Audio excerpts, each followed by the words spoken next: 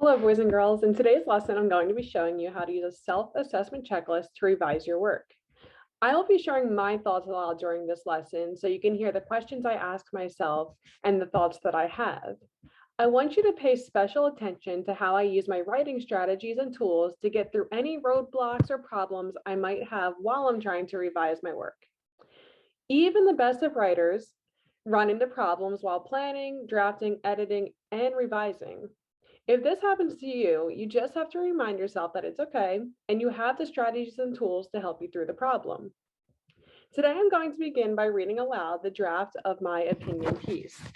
As a reminder, the prompt for this opinion piece was, what is the best winter activity? Use 3 reasons and 3 examples to support your opinion.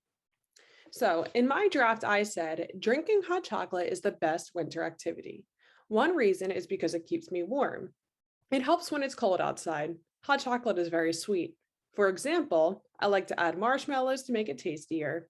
A third reason I love hot chocolate is because I can enjoy it with friends. Sometimes we drink it at slumber parties. Hot chocolate is the best. Now, I know my work's not done yet because I haven't edited or revised it at all. And I know that even the best of writers have to revise their work over and over again. So one thing I can use to help revise my work is a self-assessment checklist.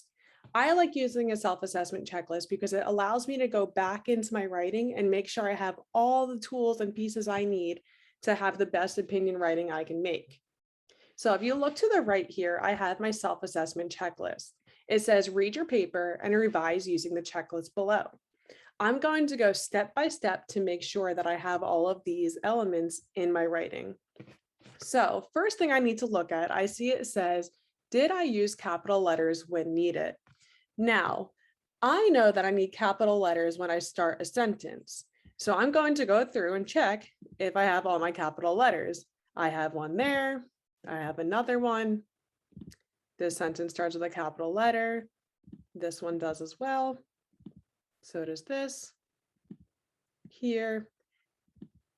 There, and my last sentence has a capital letter. Now, I don't see that I used any holidays, specific places, dates in my writing, so I don't need any more capital letters. I think I can cross that off of my self-assessment checklist.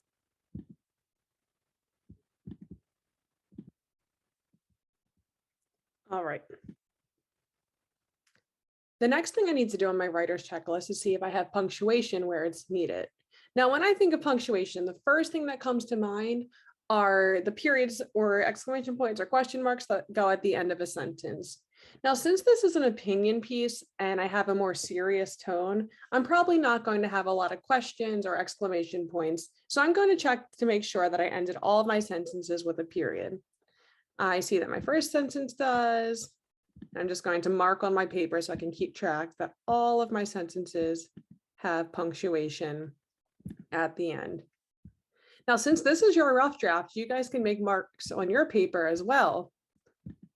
That way you can make sure you're going back into your checklist and back into your writing and you have all of the elements that you need. Now, I can't stop here though, because punctuation doesn't just mean periods at the end. It also means that I included commas where I needed commas. Now, we had talked earlier about putting commas after you use transition words, so I'm going to go back into my writing and look to make sure I did that as well. I see here when I said, for example, I included a comma right afterwards. This is a great use of using a comma after a transition word. However, I'm also noticing that I use some transition words here. One reason, a third reason. Why did I not put commas after those? That's probably because these are sentence starters and not just transition words or phrases, so they don't need a comma. So now that I've done that, I can check that off my self-assessment checklist as well and move on to the next thing. Now, the next question I need to ask myself is, did I state my opinion in the beginning? So let me reread the first sentence to make sure I stated an opinion. I said, drinking hot chocolate is the best winter activity. Well, how do I know if this is an opinion? Am I sharing my own personal thoughts? Am I answering the prompt that was given to me? I am.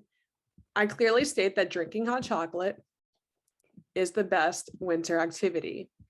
I even rephrased the words that were used in the prompt to show that I'm answering the prompt. So that one I can definitely check off of my checklist as well. Now, the next question asks me, did I provide 3 reasons? So now I need to look back into my writing to see if I included 3 reasons as to why drinking hot chocolate is the best. So let's see. I said one reason, that's a good start, is because it keeps me warm. So there we go. I'm going to put a little 1 next to this because I know that that's my first reason. It helps when it's cold outside. That's not really a reason. That's more of an example, which we'll get to next. Next, I said hot chocolate is very sweet. That sounds like another reason to me. So I'm going to put a 2 next to that.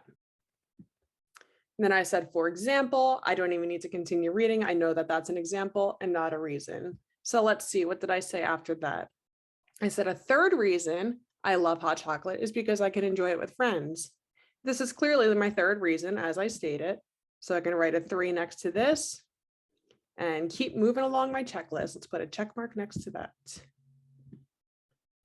All right, as I had just said, after we look at our reasons, we have to look for our examples. So let's see, after my first reason, which this is a great way to use the markings on your paper that you just put, because I can look for number 1 and see what sentence comes after. So my reason was that it keeps you warm. And then I said, it helps when it's cold outside. So do those 2 thoughts go together? I have to ask myself that. It keeps me warm. It helps when it's cold outside. Well, if it's keeping me warm when it's cold outside, that supports my reason. So that's a good example. Let me put a number 1 next to that. All right, let's look at our next one. So for my second reason, which I marked here, I had said hot chocolate is very sweet. For example, I like to add marshmallows to make it tastier. Do those connect? Well, marshmallows are sweet. I'm saying it makes it tastier, and I like that it's sweet. So those ideas connect as well. And I clearly stated that it was an example, so we can put a number 2 next to that. All right, we're looking for 1 more. So I said a third reason I love hot chocolate is because I can enjoy it with friends. Sometimes we drink it at slumber parties. Slumber parties I usually have with friends, and I like hot chocolate because of that. So I can mark that as being my third example. And now I can check that off my self-assessment checklist as well. Looking at the next reason or the next example in the checklist, I need to see if I use transition words to make my ideas flow. Now, it's important to include transition words so that my writing doesn't sound choppy and like I'm just bouncing from one idea to the next without making it flow and making it cohesive. All right. So looking at my opinion writing sentence starters and transitions, I see that it's organized into different categories. I have sentence starters for stating my opinion. I have sentence starters for providing reasons, sentence starters for writing examples, and transitions for writing conclusion. So I can look at each of those pieces of my writing to make sure I included at least one of those sentence starters or transitions. So let's start with the first part. Do I have a sentence starter for stating my opinion? Well, I'm looking back and it just says drinking hot chocolate is the best winter activity. It does not include any of these sentence starters that I wrote over here. So what can I do in order to include a sentence starter at the beginning of my writing? Well, I can use my word wall and pick one of those sentence starters or phrases from my word wall. In order to clearly show that I'm writing my opinion, I'm going to use in my opinion, but you can choose any of those sentence starters that you'd like. So I'm going to say in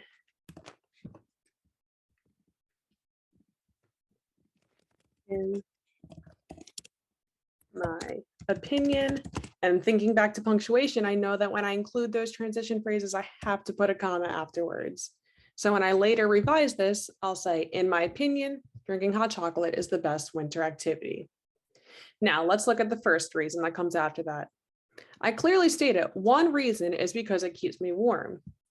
If I look over at my checklist, I can see that one reason is one of the sentence starters for providing reasons. So I can check that one and I do not have to add anything there. Now I know after my reason comes an example. So I said, it helps when it's cold outside. Looking at the sentence starters for providing examples, I don't see any of those in that sentence, so I'm going to have to add that. So for this one, I think I want to be fancy, and I'm going to add my transition word. For instance, it helps when it's cold outside. Now, if I read that back to myself, it's going to sound like it flows a lot better than it did before. One reason it keeps is because it keeps me warm. For instance, it helps when it's cold outside. This will help my reader be able to understand and read my work a lot easier. You always want to consider your audience when you're doing any sort of writing that you're sharing. All right, let's look at my next reason since I know that is what comes next. So I said hot chocolate is very sweet. Again, I don't think I see a sentence starter or any sort of transition words in there. So I have to go back over to my checklist and look at those sentence starters for providing reasons again. So since I already said one reason, I'm not going to use this one.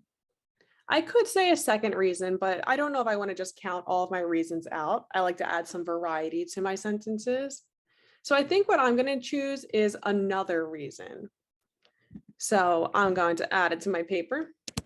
Another reason, hot chocolate is very sweet. We can check that one off and move on to the next. So next I said, for example, I like to add marshmallows to make it tastier.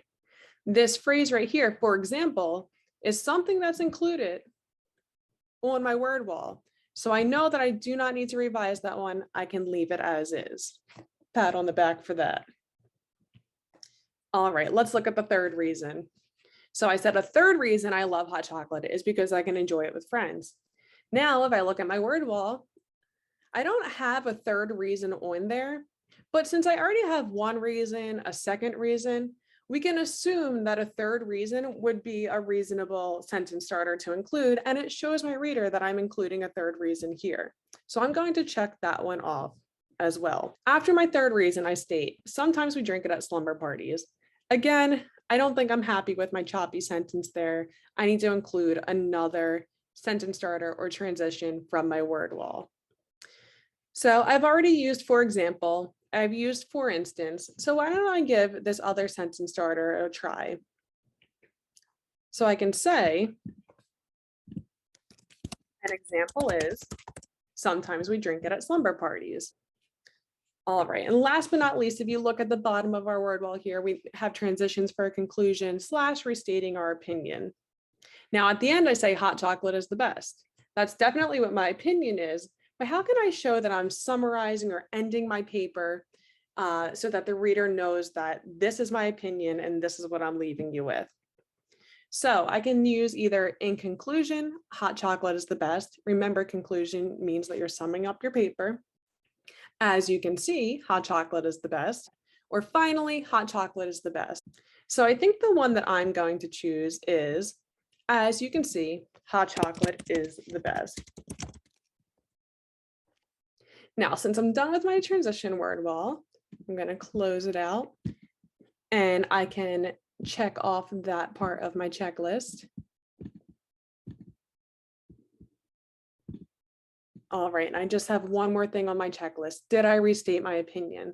Well, that one I already know because we just revised that. As you can see, hot chocolate is the best. I can check that off.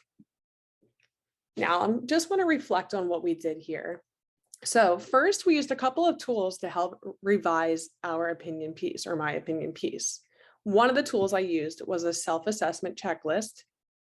And this helped me because it made me go back into my writing. And as you can see, I color coded, I marked up the different parts of my opinion piece that needed to be included. And I thoroughly went through my checklist and made sure that I checked my paper before checking it off on my checklist.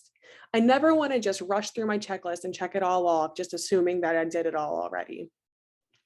Another tool that I used was my opinion transition words word wall. This helped me to go back into my writing and help me with one of my problems I was having, which was not including transition words or sentence starters. It's important that we use strategies like this when we get stuck, because there's a reason that these tools are provided to us. It's so that we can use them and so that we don't stay stuck in our writing. When you're writing your opinion piece, if you get stuck, Think about the tools that you've been provided and think about the thoughts that I shared with you and remind yourself that you can do it. You just have to think about how to do it.